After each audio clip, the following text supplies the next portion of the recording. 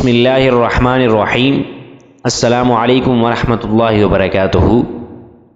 نبی علیہ الصلوۃ والسلام کی بہت ہی پیاری حدیث جس کا مفہوم روایت ہے حضرت عائشہ رضی اللہ تعالی عنہا سے، فرماتی ہیں کہ رسول اللہ صلی اللہ علیہ وسلم نے عثمان ابن مظعون کی میت کو چوما، حالانکہ حضور رو رہے تھے، حتیٰ کہ نبی کریم صلی اللہ علیہ وسلم کے آنسو عثمان کے چہرے پر بہنے لگے۔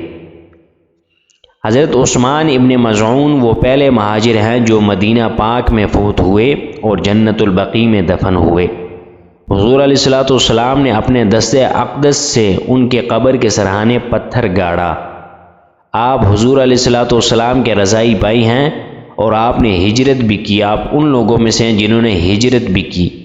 اسلام سے پہلے کبھی بھی آپ نے شراب نہ پی۔ بڑے عابد اور تہجد گزار صحابی تھے۔ ہجرت کے 30 ماہ بعد شعبان کے مہینے ہی میں وفات پائی۔ حضور علیہ الصلوۃ والسلام کا انہیں چومنا غسل دینے سے پہلے تھا۔ اس سے معلوم ہوا کہ میت غسل سے پہلے بھی پاک ہوتی ہے، اس کا غسل جنابت کا غسل ہے۔ لمعات میں اسی جگہ ہے کہ حضور علیہ الصلوۃ والسلام کے بعد ان کا عظیم الشان مقبرہ بنایا گیا۔ اللہ تعالیٰ سے دعا ہے کہ اللہ ہمیں ان احادیث پر صحیح معنوں میں عمل کرنے کی توفیق عطا فرمائے۔